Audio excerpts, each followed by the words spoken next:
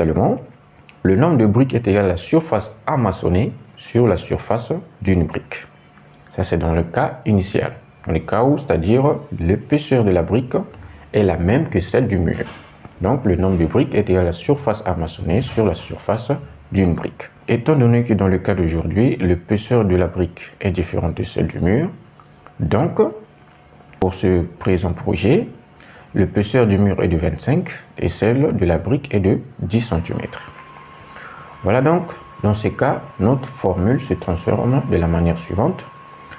Une brique sera égale à la surface à maçonner sur la surface d'une brique et le tout fois 2. Qu'est-ce que ça veut dire?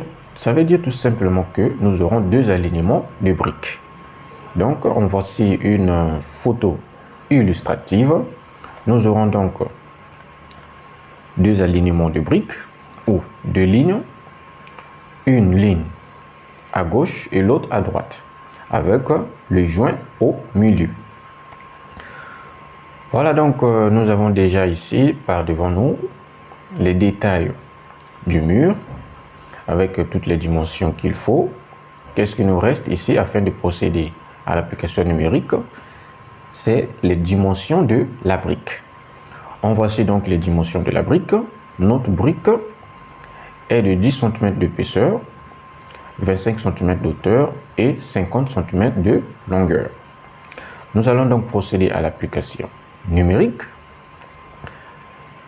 Une brique est égale à quoi? Est égale à 3,3 qui est notre première partie du mur ici, 330 cm, on convertit en mètres, ça nous fait 3,3, plus 2,6 qui est la deuxième partie du mur ici, plus 3,3 et le tout. Donc fois 2 qui est notre hauteur du mur, donc 200 cm, on convertit en mètres, ça nous donne 2, divisé par la surface de la brique qui est 0,25 fois 0,5, donc on a converti les 25 cm et les 50 cm en mètres, donc ça nous a donné 0,25 et 0,5 et le tout fois 2. Donc nous trouvons après les calculs 294,4 briques. Donc en conclusion, pour notre projet de ce mur de clôture, la quantité de briques est égale à 295 briques.